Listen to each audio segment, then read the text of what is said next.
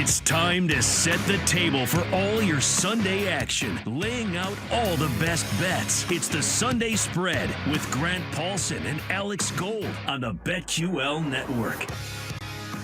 Yes, it is. It is the Sunday Spread. Merry Christmas. Happy holidays to everybody out there. A full NFL slate to get to. Alex Gold here in Kansas City. And joining me from Boston and WEEI, KJ Carson. This is 3 or 4 times you and I have been doing this thing together. Grant Paulson out for this week, but happy holidays, man. Hey, happy holidays. And Mike Tyson says, Merry Christmas. For those of you watching on Twitch, I hope you enjoyed that. Again, this is why you need to check us out on twitch.tv/BetQL so you can check out the Christmas sweater that KJ Carson is wearing. It's an ugly one. It's an ugly one. Yeah, that's the perk. That's the perk of watching the show on BetQL's Twitch stream as well. Thanks to all of you watching there and, of course, listening on the bet stations across the country, the Odyssey app as well. We got a full slate to get to here in a little bit. Of course, we'll have our pick six, our Sunday studs. And the last time you and I did this show, it was Bills and Patriots as well. And I know we differed there. And so I can't wait to talk about this version of it as well. You were right the last time when it came to the Patriots and that mess of a Monday Night Football game. So we'll get to that in a second. But I'm curious how you're approaching this week and how you've been approaching the last couple of weeks, because unfortunately, as we know, COVID is kind of putting a wrench in everybody's plans from an NFL betting perspective. How much are you weighing that even this weekend? It probably has me wait a couple of days before I jump on the line. Everybody, if you could jump on early, you jump on early. But some of the games we'll talk about, one in particular, it just blew me, like what wasn't available in terms of, additional legs on parlays and stuff like that. So I'm always keeping an eye out on who is out and what their position is. If you've got a lineman out that's not an impactful guy, that's one thing. But stuff like, you've got to change kickers and your quarterback is down or 2/3 of your quarterback room, those things you're just kind of like, okay, we know where we're going with this. So it's an unfortunate situation. Obviously a lot of people are affected travel-wise, but in terms of when it comes to, putting your money down, I think it's just as important as, as you talk about me, Alex, always talking about the weather. But this is more than weather related. This is, I mean, obviously it's tough because it's COVID, but at the same time, you don't want to put a bunch of money down and find out the quarterback, the running back, 2 wide receivers, and the coach is out. So it's been tough. And I know even for Vegas, when they've made their lines, it's just kind of like, oh gosh, I can't go home yet. So, hang in there. We're all in this together. No question, because those prop bets have been a little tougher, as you were alluding to there. Some of the props, not available until the last minute, just because everybody trying to figure out, the lines makers even trying to figure out who's available and everything like that. And I think you made a great point about the balance of, okay, if a quarterback's out, we all know what that means, but just seeing 20 guys, let's say, on a COVID list, as bad as that may look on the surface, all right, how many of those 20 are truly having an impact on a spread? So I think that's always something to keep in mind. The big numbers are going to get the headlines, but all right, one team might only have 2 COVID out, 2 guys out with COVID, but if it's their starting wide receiver and their starting pass rusher, that's going to have way more impact. So I'm 100% with you on that as well. And this weekend, there's a chance for some playoff spots to be locked up. And interesting enough, that here we are in Week 16, and still none of the AFC teams officially have clinched anything yet. That's probably going to change by the time we get done with Week 16. On the NFC side, we know the Green Bay Packers, obviously part of that equation for a division, not for a division title, and a playoff berth. Looking at this week, who do you think also who actually locks up something? Because I know Kansas City has a chance just with a win to lock up a playoff berth. A win and a Chargers loss, they could lock up the AFC West. Out of all the teams who could lock up something, I think Dallas. Has a chance to really put themselves in the driver's seat and kind of compete for that number 2 seed. With Tampa and their injuries, I think they'll be okay, but I don't think they're locking up that 2 seed. They could take a loss, not knowing how strong his team is. Obviously, we'll get into those games later. But I think Dallas is the one team that really sits kind of in a driver's seat now. The Washington team, they're kind of wallowing in that 7-8 spot, fighting along with the Vikings. Philly, they're trying to see if they can get themselves into a playoff spot. And the Giants are really just kind of like the JV team of the NFC East. So if there's a team that can really kind of start solidifying of what their playoff looks like and what their road may look like, I think it's Dallas. So Green Bay, like you said, that's pretty much a walk in the park. But I think the Dallas story is something that not too many people are talking about because there are other interesting stories. The Arizona Rams situation that could end up flipping by the season's over.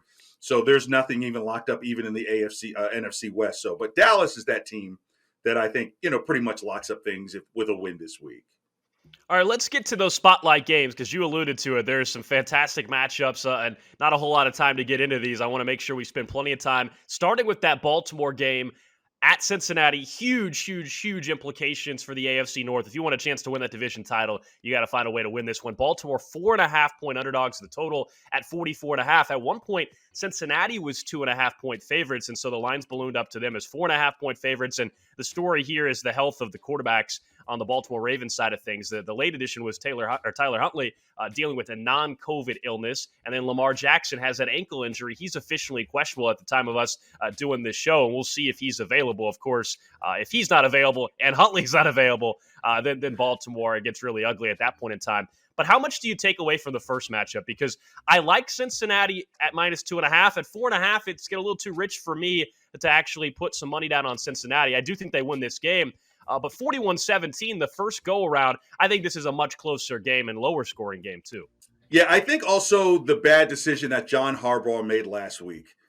People thought it was really cool to go for it until he probably picked up and looked at, wow, not only did I lose the division lead, but now I'm sitting outside the last wild card spot. So I think if either Huntley or Lamar Jackson goes, that's going to be key. I think I'd almost give it an equal chance for Baltimore to give it a chance to win this game. I thought Baltimore could have won that game last week if they'd gone into overtime. Honestly, Huntley looked that good. In fact, maybe probably a little more accurate passer than Lamar Jackson. So I'm with you in terms of not being a 41-17 blowout again. This game may come down towards the last 4 or 5 minutes of the fourth quarter, unless it's not Huntley or Jackson and they've got the third guy who's like the mystery meat in a elementary school lunch line. Then the Bengals not only win, I also probably see that spread going up maybe as high as 5.5, 6.5 if it turns out that both Huntley and Lamar Jackson can't go. Yeah, Joe Burrow had over 400 yards passing in the first matchup. Jamar Chase over 200 yards receiving. I've got a prop play. I'm sure you do as well, perhaps related to this, because I'm looking at Jamar Chase, and his number to me is very, very low for his receiving yardage total. And while, as we just said, I don't think it's 41-17, I still think Jamar Chase is going to have his opportunities because look at both of these teams from that October matchup. I think defensively for Baltimore, they've only gotten worse because of injuries, unfortunately. And for the Cincinnati Bengals, I actually think in a way their defense has gotten worse. They were playing at a much higher level overall than they have here the last month. And so it's going to be interesting to see what gives a little bit. That's why I think it's a closer game. Neither team is playing defensively as good as they were back in October in the first go-around. Yeah, thank God the NFL decided an extra week because these guys – last season, it would be kind of coasting. Hey, kid, come up from the practice squad. So when your defense that, kind of laid your hat on what you do early on, and then now later in the season, just natural fatigue sets in, injuries set in, cold weather sets in, the extra week of practice sets in. So, defensive stops, you're not going to see too many of those this week, but you're not going to see a complete leak of both transmission oil and windshield wiper fluids. All that stuff. So maybe like 27-24. And that way, I think Baltimore covers either way. Like you said, you think at 2.5 that was okay. 4.5 is kind of a play to kind of get you to go, no, please. 27-24, somewhere right in that I think is a sweet spot. 24-21. So, like you said, not as high of a scoring game, but definitely much closer than the 4.5. You mentioned windshield wiper fluid. That's a sore spot for me. I should tell you what happened. I had my windshield, KJ, replaced recently, and whoever did that cut the line for the wiper fluid. So the other day I was trying to use the wiper fluid. It just got the motor sound? Well, no, the fluid was coming out, but all over under the hood. Oh no, bro! Yeah. So they thought they were the not the Hey, insulation. thank God that but guy didn't go to medical school, become a surgeon. Jeez. Yeah, the rubber stripping for the window, they got confused, I guess, with the line. So that's got to get taken care of. So anyway, sore subject for me. You mentioned the weather, and you were right. You're the weather man. Anytime I have you on, you tell me the factor. We know last time, Buffalo, New England, weather a major factor. This time it's in New England. Buffalo now a 1.5-point dog. The line's moved here a little bit. It's been back 2.5, down to 2, 1.5 over at FanDuel at last check. I'll let you start. You're the New England guy. Tell me how you see this one playing out. Well, it's dropped to 1.5 because it turns out Ramondre Stevenson is out with COVID. And throughout the entire week, it was just an illness. And there's a part of me that wonders, does this blow back on the Patriots because they've been classically known for everybody to be questionable. Like 40 guys are questionable for the week, and all of a sudden, everybody's available. But I think when it comes to this COVID situation, it's going to hurt the Patriots a bit because Mac Jones, in order for him to be maximal successful, he's going to need both Damian Harris and Ramondre Stevenson. And Damian Harris, I am concerned. He's coming back from the hamstring injury. It's the one he went out with in the last Buffalo game, missed last week. And so coming off of Mac and his mistakes last week, but yet the Patriots almost pulled that game off with the Colts.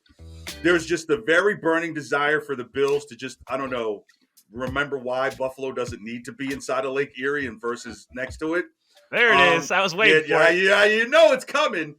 I understand why the lines maker dropped it to 1.5, but I still see this game really coming down to possibly Nick Folk putting one through the uprights and breaking Buffalo's heart once again like a flat, just kind of snap it in half, and the meteor side is on the Patriots side. So I'm still with the Patriots.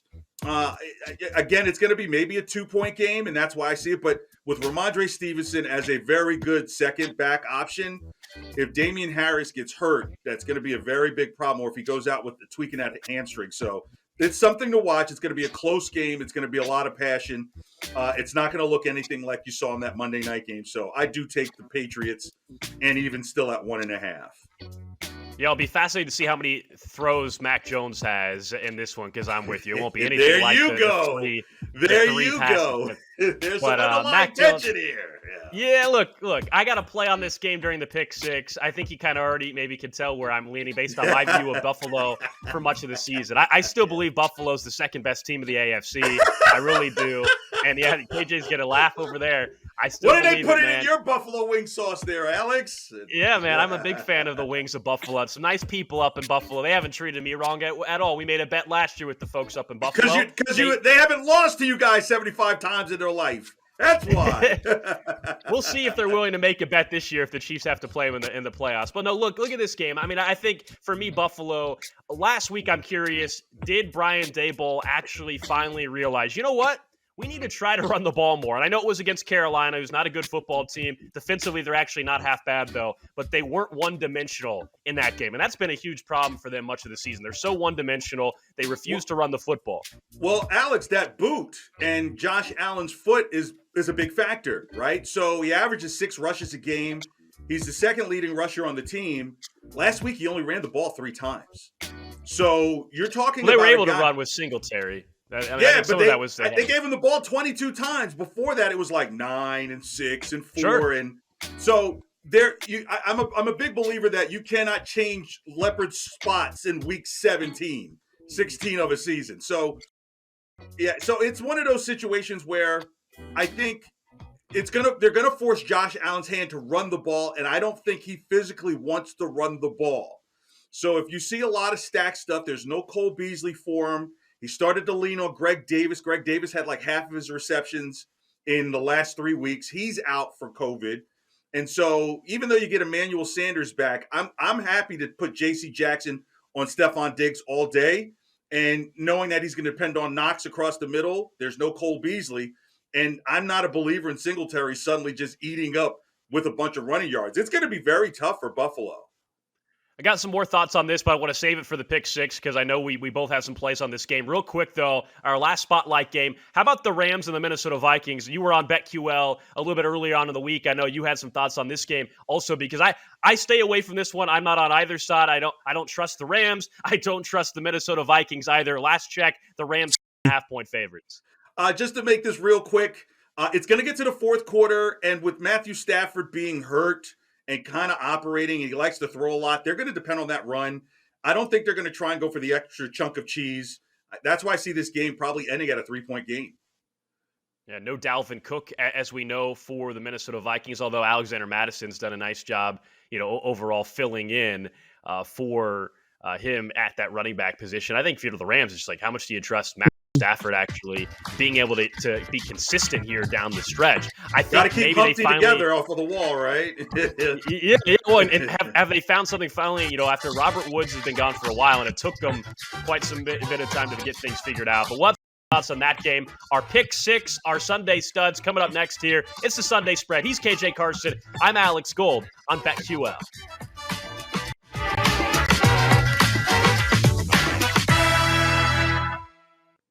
Get the table set for all your pro football wagering needs. You're listening to the Sunday Spread on the BetQL Network with Grant Paulson and Alex Gold.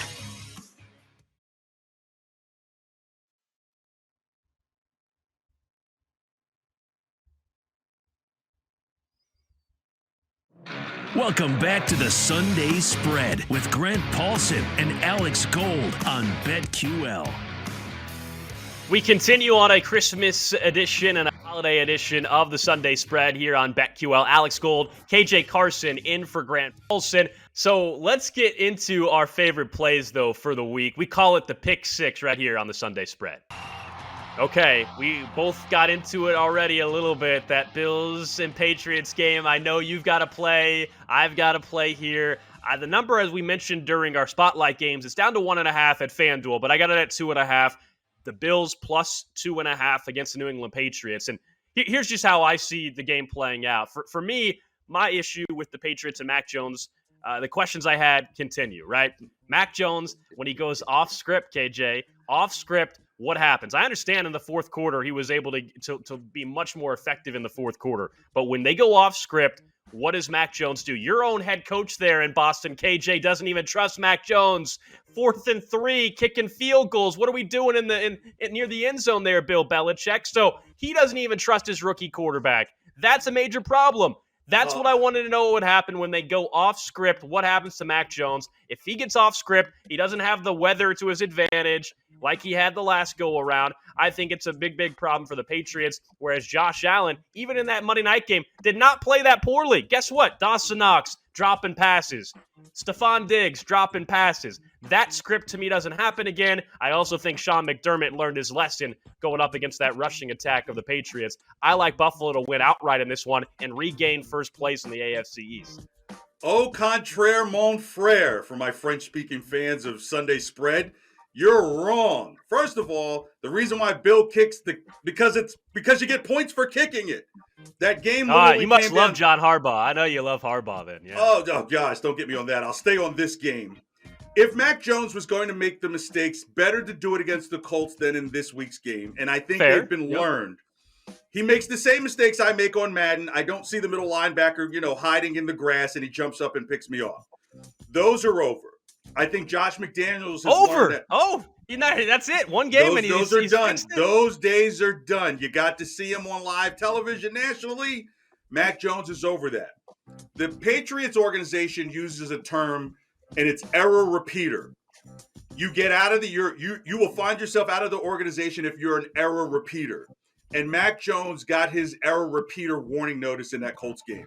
So you're not going to see the turnovers. Now, if there is a concern that I have and see why the line has gone down to 1.5, I took it at 2, is that Ramondre Stevenson, the good second back, the complimentary back to Damian Harris, is going to be out for Sunday's game, and Damian Harris is coming off a hamstring injury. Look for Josh McDaniels to be a little more creative to protect Mac and not put Mac in situations where he feels overwhelmed. I think the overwhelmed feeling for Mac is done. I don't believe the Bills can get it done because there's no Cole Beasley, and that's Josh Allen's safety blanket in terms of high volume, 8-10 receptions a game. Josh Allen just coming off that foot out of the boot from after the Tampa game, only ran the ball 3 times against Carolina last week. As I mentioned earlier, I'm not a believer that Devin Singletary is going to get it done. And so if you have to pressure Josh Allen into making a mistake, I think you see him make the mistakes this week and not Mac Jones. and I'm looking at a game that's probably 17-13 or 2017 Patriots. So call me a homer, but no way does Buffalo come into Foxborough. Yeah, the one part where I'll agree with you. The one part I'll agree with you is on the total. I think that the under absolutely is where you have to look for this game. If you're going to disagree on the spread, I think you can look at the total and say, all right, this is probably going to be a low-scoring game. You're the weather guy, though. Weather is supposed to be good, right? Yeah, well, it's always good when it's a home game. Even if it's snow, factored in as a home game. Foxborough Stadium is one of those top 3 places that it's just the energy is absolutely amazing. It shakes up an entire region, and it's going to be too much for this Buffalo team that's still trying to figure out what the W looks like in the win column. They're only like 10 months in. All right, where else are you going for the pick 6? I've got the Steelers at +8.5 against your Chiefs. Is Tyreek Hill available? Is Travis Kelce available? I don't believe in the running game. You're asking Josh Gordon to suddenly be something? No, we've seen that story. Where do the weapons and where does the high-powered offense come from?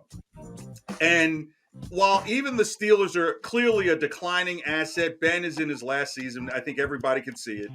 If you have a dog that's older in age, I mentioned this yesterday with Mark, you never want to kind of give that old dog one more chance to bite you. It's going to be concise and it's still going to hurt. And I think this is the one chance for Big Ben to get kind of to ride out the blaze of glory before it starts to get kind of ugly the rest of the season. So this may be the Steelers' one last chance to upset the world. And at 8.5, it may come down if one of those two, either Kelce or Tyreek Hill, are available. But I like the Steelers to cover the spread in that game with the Chiefs. I don't see the Chiefs being as explosive. And even if Tyreek and both Travis are available, how much of the game plan have they been able to be worked into over the course of the week? Yeah, so similar thinking, actually, but I'm looking at the total. So I like the under 45 here. So I like the under 45 points in this game. Bet against your team! So there's a couple things. Well, here's why I'm going with the under for this game. Okay. Because with Travis Kelce and Hill potentially out, if they are out, then I think it's pretty obvious why I like the under in this game.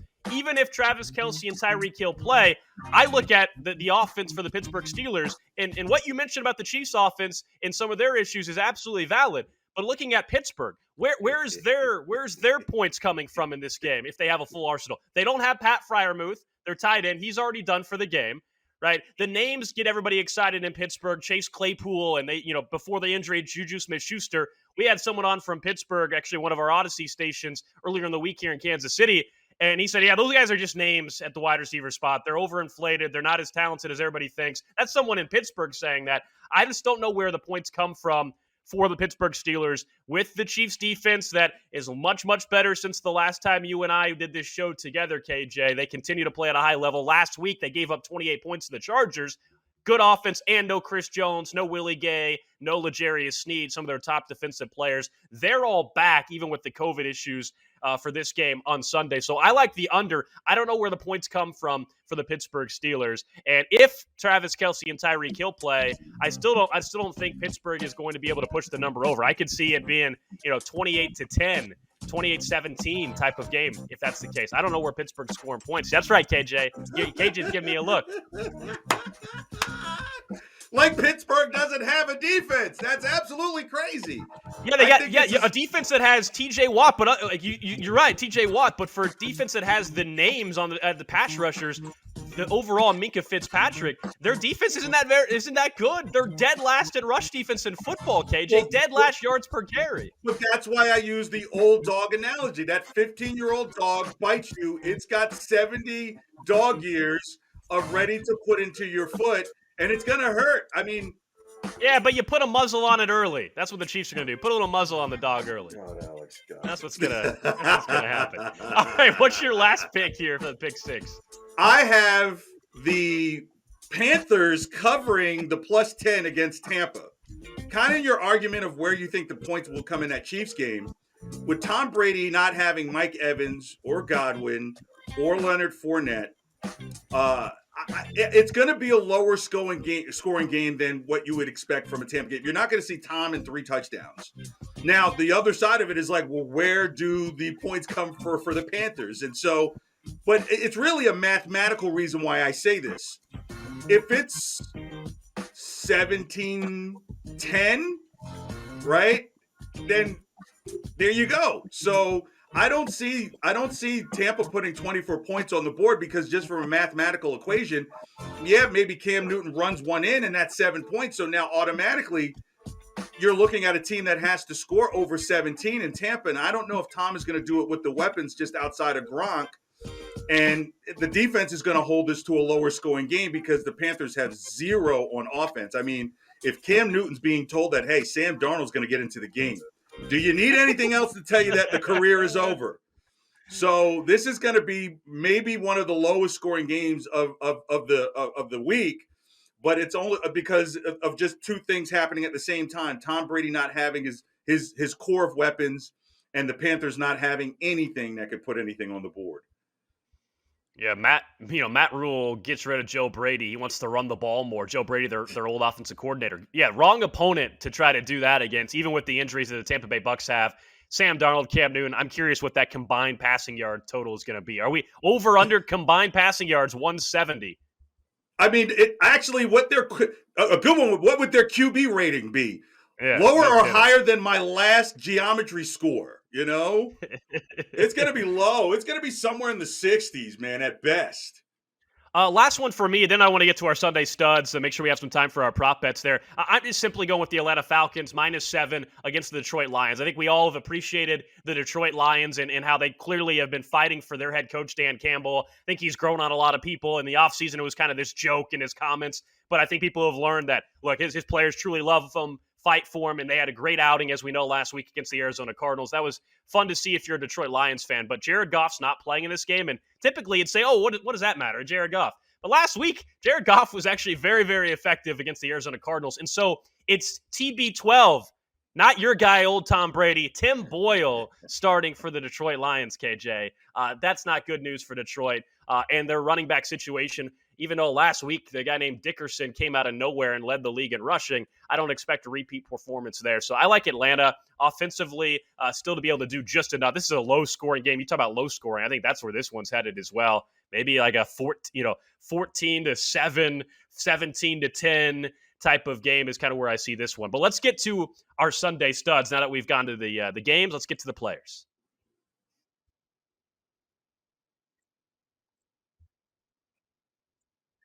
So I alluded to this one, KJ, when we were talking about the Cincinnati Bengals and the Baltimore Ravens. I like Jamar Chase over 63.5 receiving yards. He had 201 against Baltimore the first go around and a touchdown. Now, I'll admit a huge chunk of those yards were on a long touchdown that should have been like a 5-yard slant, and he took it to the house. But look, that's just the name of the game. That's how it works. It counts. At 63.5, at 63.5, I got to take that over. Even if we both think it's a more competitive game, I still think Jamar Chase is going to get a very depleted Baltimore Ravens secondary. Yeah, he'll be able to get across the middle of the field, like you said, take those slants and take them for extra yards. He'll factor into whether the game is won or lost, but definitely an easy play, I think, on the over with his yards. So I'm with you there with Jamar Chase. I mean, you want to go to him early. You want to put the pressure on Baltimore to have to try and use their passing game and not just kind of use their multi-headed monster to run the ball. So I'm with you on that one. All right, what's your first prop bet that you like? Okay, the first prop I like Josh Allen under 22.5 completions. And the reason why I like that is because I think while Buffalo is trying to depend on the run, I don't know if those balls are always going to be caught. If he still had Cole Beasley available to him, then okay, that's like 8 or 10 receptions there. I think Stephon Diggs is going to be in J.C. Jackson's going to be in his face the entire time, and so maybe he gets to 18 completions. I think he's going to feel like he's going to have to take some of the game over with his legs, and that's going to reduce his throws. You mentioned earlier the Dawson Knox drops in the first game. I think they're going to, hone in on Dawson Knox because there is no Cole Beasley. There's no Greg Davis, so that was a little bit of a secret. So you have a couple of weapons missing. So Josh Allen under 22.5 completions. Yeah, Josh Allen, 19 completions last week against Carolina, 36 against Tampa. And then in that first matchup, and then prior to that, he did have a stretch of 8 games over 20 completions overall. We'll see what Josh Allen is capable of doing in this one. I'm going to stay with that game while we're on it real quick. Anytime touchdown bet I really like. Plus 240 for Dawson Knox, the tight end. And here's my thinking on this. And you're right, the drops on the first go around. To me, the drops, so that's not like Dawson Knox is not known as someone that has the drops, right? It was a game where he had a terrible night, as did the Buffalo Bills. Dawson Knox, I know the targets are going to be there. And so I like targeting someone I know is going to be able to get balls thrown his way. I think that continues. You mentioned no Cole Beasley. Yes, Emmanuel Sanderson back in the mix. So I think Dawson Knox has an opportunity against a Patriots defense that is able to, across the middle, give up some yards. And KJ doesn't like any bet that I make for the Buffalo Bills. Well, no, I think because they tried to go to Dawson Knox to win the game, and the Patriots were waiting. He dropped for it. it. Yeah, he dropped it. He's getting targets, though. Yeah, no, they got in the line of that. The last one, Terry McLaurin, over 4.5 receptions in the game against the Cowboys. Though I don't think Washington football team will beat the Cowboys, it's going to be competitive, and it's all that Taylor Heineke has. So I definitely see that being over 4.5 receptions for Terry McLaurin, for sure. Yeah, my last one is Drew Lock, the quarterback this week for the Denver Broncos. He's in, unfortunately, with Teddy Bridgewater. Here's the prop bet. Drew Lock to throw an interception. It's as simple as that. Turnover prone. 3 games, 2 interceptions. That's the story of his career so far in Denver. I think that continues. Up next, though, we go around the league here on a Christmas edition of the Sunday Spread. Get the table set for all your pro football wagering needs. You're listening to the Sunday Spread on the BetQL Network with Grant Paulson and Alex Gold.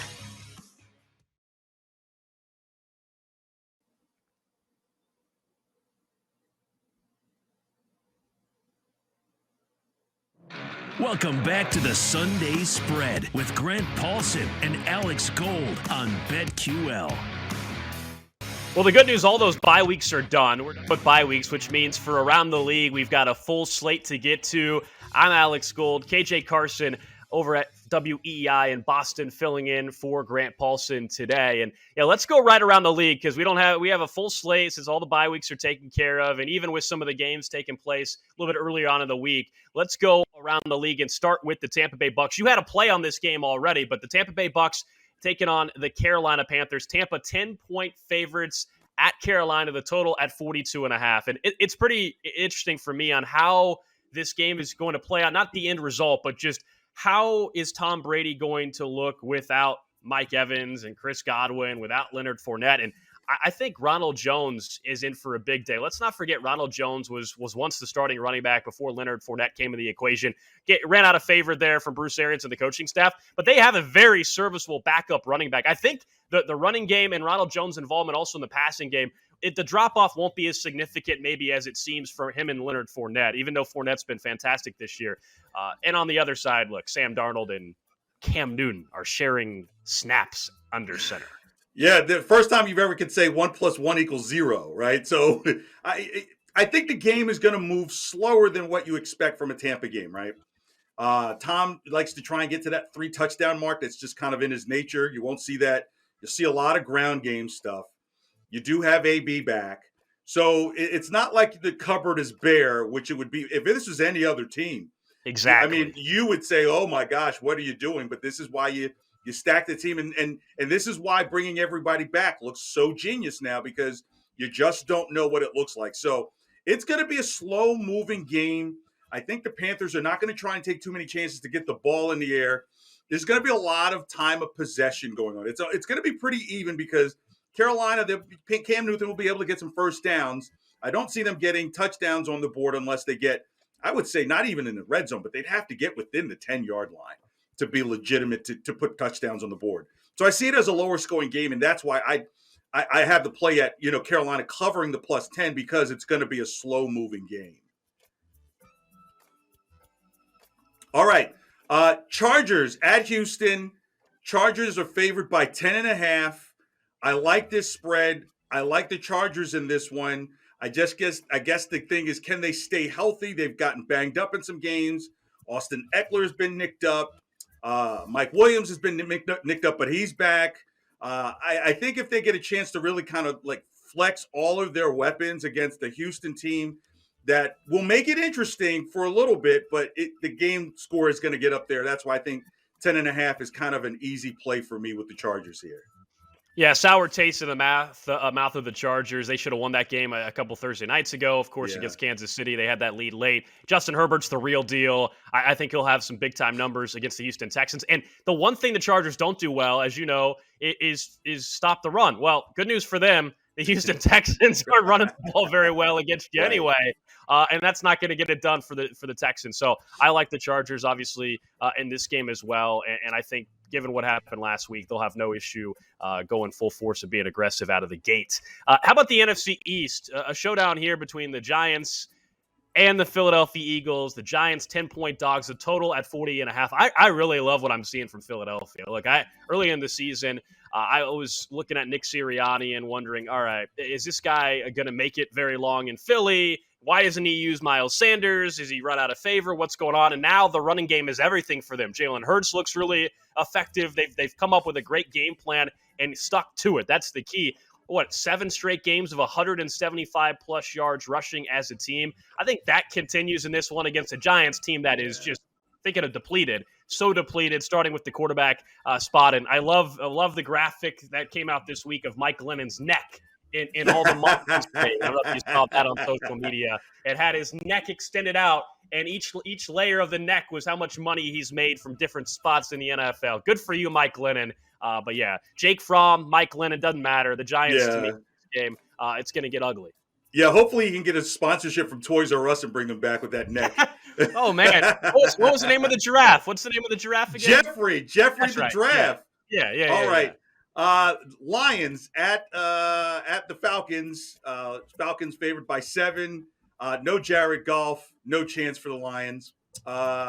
Falcons, they have some things to still prove within this team. I think this is one of those games where they have to see who stays, who goes, what does the future look like. This is what the last 3 weeks I think this is what the last 3 weeks are for the Falcons.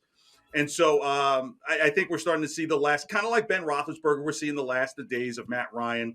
And so I think it's a chance to really stretch out some of the weapons that are there and see what they have moving forward. And the Lions, with virtually no one you can name in the game, but at least they've gotten past that palindrome where they were 1-11-1.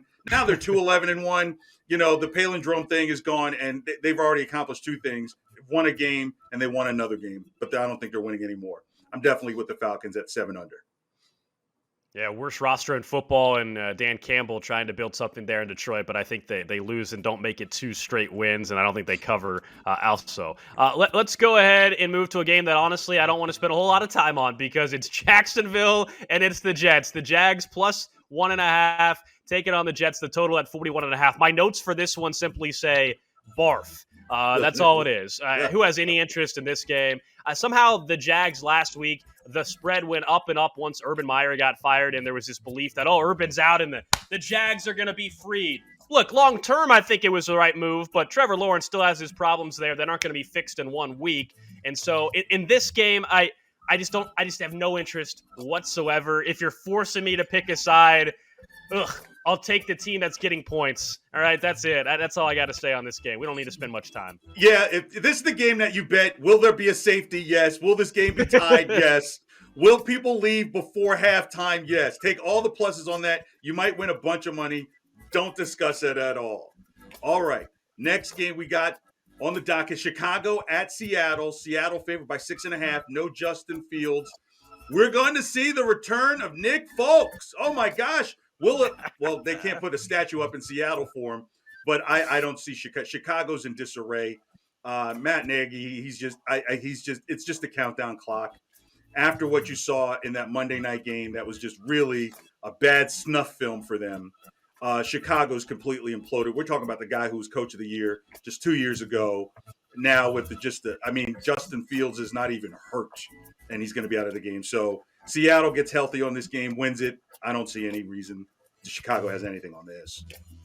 I mean, Seattle's been a mess too, but not to the extent of the Bears. I think for Seattle in the offseason, it's going to be interesting. They got to, I think, blow that thing up too, including at the head coaching level. To me, you just elevate Pete Carroll to a front office role and probably at that point ship out Russell Wilson. We shall see how that all transpires in the offseason. But in this one, I actually would only look at Seattle in a teaser. I would tease Seattle down a 6-point teaser to a half point because I just don't trust Seattle a whole lot either because of their issues. DK Metcalf's really frustrated right now with his playing time, or not playing time, but the amount of targets he's getting overall in Seattle. So I don't like this game all that much to begin with. But Alex, one is a kiss and say goodbye. The other one is get out of my house. So that's why Seattle, I think Seattle is going to, they're going to be able to start playing some old videos to kind of reminisce, The next game we go to as we continue around the league, it's the Sunday spread. KJ Carson filling in for Grant Paulson from WEEI. I'm Alex Gold here in Kansas City. Let's go to the AFC West. Broncos, Raiders, AFC West showdown, and it's simple. This is an elimination game for the playoffs. If you have any chance of sneaking in, you're not going to win the division, but as a wild card, you got to win this one. The line movement's been interesting in this game. So the Raiders were once favorites. Denver 1-point favorites. I know FanDuel's had this line go back and forth. You can see it on the screen. It says 1.5. Again, the line keeps moving on both sides here. You know my opinion on Drew Lock. I like the Raiders in this game to cover the spread and win outright. Drew Lock, local kid, lived 30 minutes from where I'm broadcasting from here, but the guy is turnover prone. It's been an issue for him ever since he got in the league, and even in his 3 appearances this year, he's thrown 2 interceptions. His decision-making is a problem. I expect it to be a problem, even against a Raiders team that has not looked impressive whatsoever, against a Browns team last week that was without multiple guys, and they nearly lost to third-string quarterback Nick Mullins. Well, at least their family gets to come out to see him for Christmas. Merry Christmas, son. Take this L. All right, next game on the docket here on Sunday spread. I'm sorry to the bad. Is Pittsburgh at Kansas City. Pittsburgh, an 8.5 dog. I'm taking them on the dog side only because if Tyreek Hill and Travis Kelce are both still in protocol by the time this game starts, I do wonder where the scoring and the high-powered offense comes from Kansas City. I'm not a believer in the running game. Now, here's the thing. When the Chiefs get into the playoffs, the running game becomes more proficient. But I think for what they do week to week, it's so heavily dependent on Travis Kelce and Tyreek Hill. So I'm taking Pittsburgh and Ben to have one last stand to at least cover the spread. It doesn't mean they'll win, but they'll make it close. Yeah, we know the Steelers have so much to play for. They have to win out to have any chance of the playoffs. For Kansas City, they're trying to hold on to the number 1 seed after Tennessee wins. And, of course, the Patriots right there, depending on their result of the game against the Buffalo Bills. And I like the under in this game of 45. We discussed that earlier during our Pick 6. I just think it's where this could be a pretty low-scoring game based off of what you said, which the unknown of Kelce and Hill at the time of this show.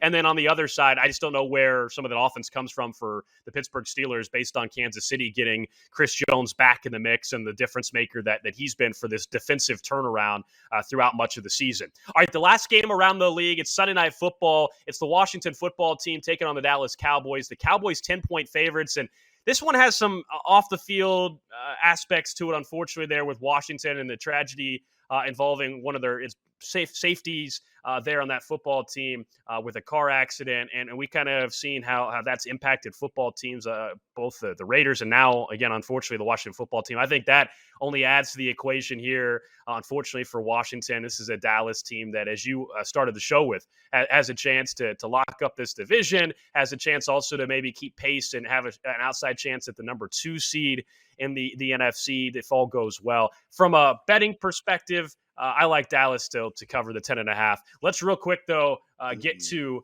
the Hail Mary. It's now time for the Hail Mary. KJ was shaking his head. He didn't like my thoughts on the Dallas game there. All right, my Hail Mary real quick. Chargers plus 850 to be the highest scoring team here in Week 16. I think they're upset. Bad taste in their mouth from that Thursday night game. I expect them to go full force right out of the get-go there against I'll go ahead and give you that real quick, 30 seconds.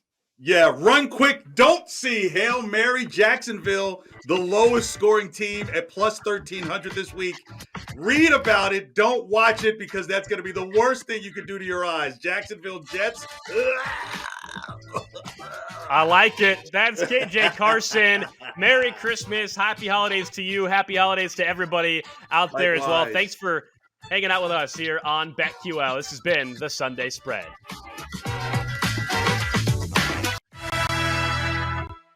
Sunday, get all your wagertainment with the You Better You Bet countdown to kick off from 10 a.m. to noon Eastern. Available on BetQL and the Odyssey app and streaming live on twitch.tv.